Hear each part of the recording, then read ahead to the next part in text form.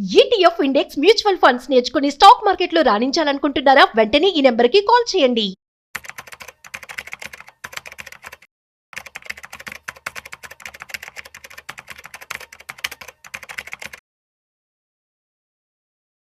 So 40 ఏళ్ల వయసు వచ్చేసరికి స్ట్రాంగ్ ఫినాన్షియల్స్ ఏమేమి ఉండాలి మీ దగ్గర, కైండ్ ఆఫ్ ఎసెట్స్.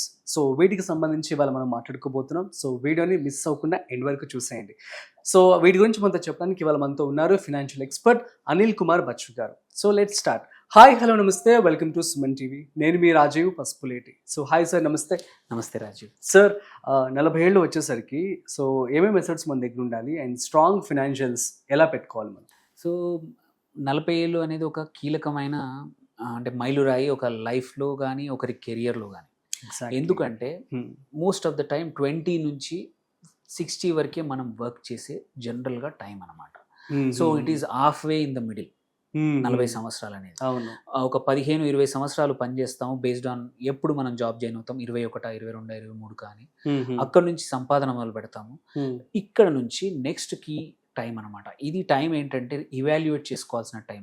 మనం ఎప్పుడైనా సరే ఇక్కడ ఏదైనా ఒక ప్రాజెక్ట్ కానీ ఏదైనా జర్నీ కానీ హాఫ్ వే మనం ఆగి ఒకసారి రివ్యూ చేసుకుంటాం, మనం కరెక్ట్ డైరెక్షన్లో వెళ్తున్నామా లేదా, ఆర్ ఇంకా ఏదైనా ఎఫర్ట్ ఎక్స్ట్రా పెట్టాలా, లేదు డైరెక్షన్ రాంగ్ తీసుకోవాలా, వెనకాల ఏం జరిగింది, ఇంతవరకు మళ్ళీ ఫ్యూచర్లో ఏం చేద్దాం అనేది యూజువల్లీ 40s వచ్చినప్పుడు 40 హిట్ అయినప్పుడు ప్రతి ఒక్కరికి హిట్ అయ్యేది అనమాట. ఎందుకంటే సగం కెరియర్ ఇక్కడికి వచ్చేసింది, నాకు ఇంకోన్లీ 20 years ఉంది కెరియర్కి, ఇంకా ఏమి చేస్తే నేను ఫైనాన్షియల్గా సెక్యూర్ నా కోసమే కాదు, యూజువల్లీ 40 వరకు పిల్లలు కూడా స్కూల్ ఏజ్లో ఉంటారు, వాళ్ళని హైయర్ ఎడ్యుకేషన్ ఎలా పంపించాలి, ఆర్ పెళ్ళిళ్ళు ఎలా చేయాలి, నా రిటైర్మెంట్ ఏంటి అని అన్ని కీలకంగా ఆలోచించుకునే సమయమే 40. ఎగ్జాక్ట్లీ. సో అందుకోసం చాలా ఇంపార్టెంట్ నంబరు అండ్ రివ్యూ చేసుకోవాల్సిన సమయం అనమాట. ఒకటి మాత్రం జనరల్గా ఉండాల్సింది ఏంటంటే మాత్రం ఒక ఇల్లు కానీ ఒక భూమి కానీ ఒక స్థలం కానీ ఏదో ఒకటి కంపల్సరీ సొంతంగా అంటూ ఒకటి ఉండాలి. అయినంత వరకు పేడ్ ఆఫ్ అయితే ఇంకా మంచిది. ఈఎంఐ లేకుండా అక్కడికి ఒకటి కొనేసి ఉంటే వండర్ఫుల్. బట్ పక్కా కావాల్సింది మాత్రం సొంతంగా ఉండడానికి ఒక ఇల్లు, అది అపార్ట్మెంటా ఇల్లువా నీ చాయిస్ని బట్టి, నీ యొక్క స్తోమతను బట్టి, నీ యొక్క జాబ్ని బట్టి సొంతంగా మాత్రం ఉండాలి. అయినంత వరకు ఈఎంఐ ఉండకూడదు. దేర్ బై ఏంటంటే నెక్స్ట్ వెల్త్ క్రియేట్ చేయాలంటే 40 వరకు ఒకటి క్లియర్ చేసుకుంటే సెకండ్ హోము సెకండ్ యాసెటో క్రియేట్ చేసే అవకాశం ఉంటుంది అనమాట. ఓకే. అండ్ మోస్ట్ ఇంపార్టెంట్లీ ఇప్పుడు సెకండ్ కొనాలి అంటే మనకు ఉండాల్సింది మంచి క్రెడిట్ స్కోర్. ఎగ్జాక్ట్లీ. మంచి క్రెడిట్ స్కోర్ అంటే 800 పైన ఉంటే మంచిది, బట్ 750, 780 నుంచి అబోవ్ ఉంటే ఏ లోన్కి వెళ్ళినా, ఎటువంటి పిల్లల్ని బయటికి పంపాలన్నా, ఆర్ నువ్వు ఏదైనా కొత్త బిజినెస్ చేయాలన్నా, ఒక ఇల్లు కొనాలన్నా, ఒక ప్రాపర్టీ కొనాలన్నా కానీ నీకు కంపల్సరీ లోన్ తీసుకోవాలంటే మంచి క్రెడిట్ స్కోర్ కావాలి. సో 30sలో ఎప్పుడైనా సరే మన క్రెడిట్ స్కోర్ పెంచుకొని ఎప్పటికప్పుడు తీసుకున్న అప్పులు కట్టడం, ప్రాపర్గా టయానికి కట్టడం, దాంతో పక్కా స్కోర్ మెయింటైన్ అవుతుంది. అందుకే అది చాలా మంది దెబ్బ తీసుకుంటారు. 1-2 క్రెడిట్ కార్డులు వాడి దానికి టయానికి కట్టకుండా వాళ్ళ క్రెడిట్ స్కోర్ పొడగొట్టుకొని మళ్ళీ ఇంకో చోట లోన్ పుట్టకుండా పాడు చేసుకుంటారు. ఎగ్జాక్ట్లీ. సో అందుకే ఇది ఇంపార్టెంట్, ఎస్పెషల్లీ ఈ కరెంట్ సిచ్యువేషన్లో. దెన్ ఇంపార్టెంట్ నాట్ జస్ట్ శాలరీయే కాదు, అడిషనల్ రిసోర్సెస్ కూడా కావాలి. ఇన్కమ్ ఒక్క ఇన్కమ్ కాదు. బై 40 నీకు కుదిరినంత వరకు సెకండ్ ఇన్కమ్ ఎంతైనా పర్లేదు. అది ఫ్యామిలీని సస్టైన్ చేయకపోవచ్చు, ఇంట్రెస్ట్ ఇన్కమ్ కావచ్చు, రెంటల్ ఇన్కమ్ కావచ్చు, ఎక్కడ బిజినెస్ నుంచి వచ్చే ఇన్కమ్ కావచ్చు, ఏదైనా కంపెనీలో పెట్టిన డివిడెండ్ కావచ్చు, ఆర్ నువ్వు సైడ్ గిగ్ ఏదైనా చేసుకొని నీ జాబ్తో పాటు కొత్త ప్రాజెక్ట్స్ చేసుకొని అక్కడి నుంచి సంపాదించవచ్చు కావచ్చు.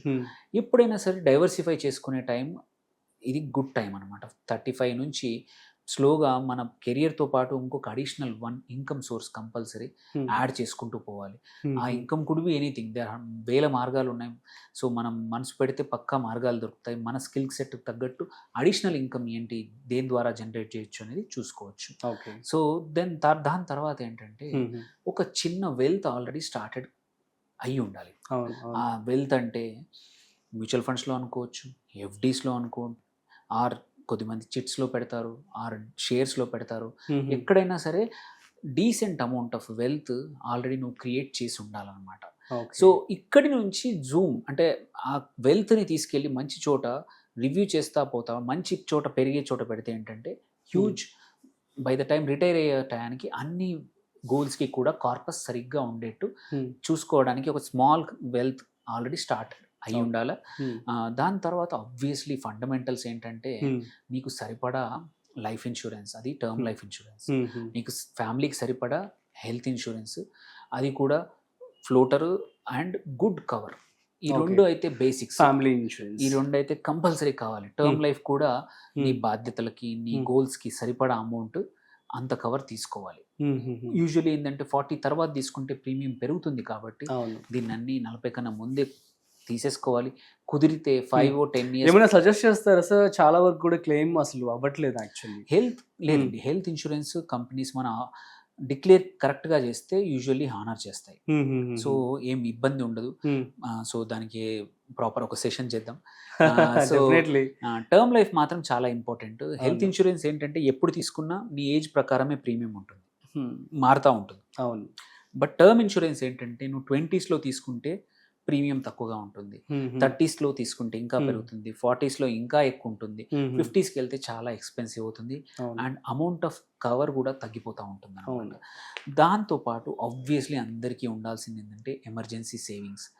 ఐడియల్గా 40s వచ్చే వరకు ఒక 12 నుంచి 15 నెలల సరిపడా ఎమర్జెన్సీ సేవింగ్స్ కంపల్సరీ ఉండాలి. నీకు ప్రతి నెల ₹1,00,000 ఖర్చు ఉందంటే మాత్రం 10 లక్షలు లిక్విడ్ రూపంలో, అంటే ఎఫ్డీలో కావచ్చు, ఒక 2 రోజులు ఒక రోజు గ్యాప్తో విత్డ్రా చేసుకొని ఫ్యామిలీ రన్ చేయడానికి, ఉద్యోగం పోయినా ఆర్ బిజినెస్లో దెబ్బతిన్నా కానీ ఇబ్బందులు రాకుండా ఉండాలంటే ఎమర్జెన్సీ సేవింగ్స్ అనేది చాలా ఎసెన్షియల్స్. ఎవరికైతే ఉంటాయో వాళ్ళు ధైర్యంగా ప్రాబ్లమ్స్ని ఎదుర్కొంటారు అండ్ మళ్ళీ కమ్బ్యాక్ స్ట్రాంగ్ అవుతారు, మళ్ళీ నిలదొక్కుకోవడానికి ఈజీగా అవకాశాలు ఉంటాయి అన్నమాట. సో ఈ 4-5 సెట్ చేసుకుంటే మీ 40s సుఖంగా ఉంటాయి, ప్రశాంతంగా ఉంటాయి. మీరు లైఫ్ని ఫ్యామిలీతో కానీ పిల్లలతో కానీ బాగా గడపచ్చు. మీ కెరియర్లో పీక్ టైం 40 to 50 గ్రోత్ కానివ్వండి, శాలరీ వైజ్ కానివ్వండి, అవన్నీ కూడా బాగా జరుగుతాయి. సో యూజువల్గా 30 వరకు అందరూ సెటిలింగ్ స్టేజ్లో ఉంటారు. 30 నుంచి at least they may start investing. What kind of mistakes చేస్తూ ఉంటారు సార్? చాలా మంది ఏంటంటే ఫ్యాడ్ ఇన్వెస్టింగ్ చేస్తూ ఉంటారు. అంటే మార్కెట్లో ఏది జరిగితే క్రిప్టో అంటే క్రిప్టో, అందరూ ప్లాట్లు కొంటే అందరూ ప్లాట్లు కొంటా ఉంటారు. సో అందరూ గోల్డ్ కొంటా ఉంటే నేను గోల్డ్ కొంటాను. బుర్ర ఉపయోగించారు. ఆర్ ఎవరో వచ్చి అడ్వైజ్ చేసి ఈ ప్రోడక్ట్ కొనండి అంటే కొనేస్తూ ఉంటాం. అది తప్పు కాదు, ఎందుకంటే వచ్చే వాళ్ళు అట్లాంటి ఇన్ఫ్లుయెన్షియల్ మనకు తెలిసిన వాళ్ళు వచ్చి పుష్ చేస్తారు కాబట్టి. సో పుష్ చేసిన వాళ్ళ దగ్గర నుంచి అస్సలు తీసుకోకండి. ఓకే. అండ్ ఫ్రెండ్స్ చెప్పారనో ఎవరో చెప్పారని కాకుండా మీ సొంతంగా స్టడీ చేయండి. మొహమాటం వద్దు. డబ్బులు మీవి, ఖర్చులు మీవి, అవసరాలు మీవి. అలాంటప్పుడు సలహాలు వేరేవి కాకుండా సొంతంగా చేసుకొని ఒక ఎక్స్పర్ట్తో చేసుకోండి తప్ప. జనాలు చాలా మటుకు 30s చేసే మిస్టేక్ ఏంటంటే తన చుట్టుపక్కన ఉన్న వాళ్ళ సజెషన్ ఏంటంటే యూజువల్లీ ఫ్రెండ్స్ అండ్ ఫ్యామిలీ వాళ్ళు తీసుకున్నదే నేను తీసుకున్నా కదా వీడిని కూడా తీసుకోమంటానని చెప్పేసి సజెషన్ ఇస్తారు. లేదా రైట్ ఆర్ రాంగ్ చూడరు. అది వాళ్ళ ఉద్దేశం నెగిటివ్ కాదు, బట్ మనకు జరిగేది నెగిటివ్ జరిగేది మనకు కాబట్టి. సో అడ్వైస్ అనేది ప్రొఫెషనల్ అడ్వైస్ 30s స్టార్ట్ చేస్తే ఏంటంటే వెల్త్ ఫాస్ట్ క్రియేట్ అవుతుంది, స్ట్రక్చర్డ్గా క్రియేట్ అవుతుంది. ఎవ్రీ ఇయర్ రివ్యూ చేసుకుంటా ఉంటే ఏంటంటే గ్రోత్ కావాలా, స్టెబిలిటీ కావాలా అనే దాన్ని బట్టి మన పోర్ట్ఫోలియోని ఎటువైపు అంటే అటువైపు మార్చుకోవచ్చు అన్నమాట. Okay, ya, super sir, thank you so much, it means a lot. So guys, మీ అందరికీ అర్థమైంది కదా. సో మరి 40 ఏళ్ళు వచ్చేసరికి, సో ఇప్పుడు చాలా మంది కూడా 45 ఏళ్ళలో రిటైర్ అయిపోవాలని చెప్పి ఆశతో కూడా ఉన్నారనమాట. కాబట్టి ఇటువంటి ఏవైతే ఇప్పుడు మనం మాట్లాడుకున్నామో సార్ చెప్పారో అవన్నీ కూడా ఫాలో అవ్వండి. సో దట్ మీరు ఒక పీస్ఫుల్ లైఫ్ని లీడ్ చేయొచ్చు ఇన్ ద ఫ్యూచర్. సో ఇంకా మీకు ఏమైనా డౌట్స్ కనుక్కున్నట్లయితే ప్లీజ్ కామెంట్ చేయండి, మేము మీకు రిప్లై ఇస్తాము. Thanks for watching. సో మరొక ఇంట్రెస్టింగ్ కాంటెంట్తో మళ్ళీ కలుద్దాం. అంతవరకు చూస్తూనే ఉండండి Suman TV. This is Raje signing off. Video నచ్చినట్లయితే లైక్, షేర్ అండ్ సబ్స్క్రైబ్.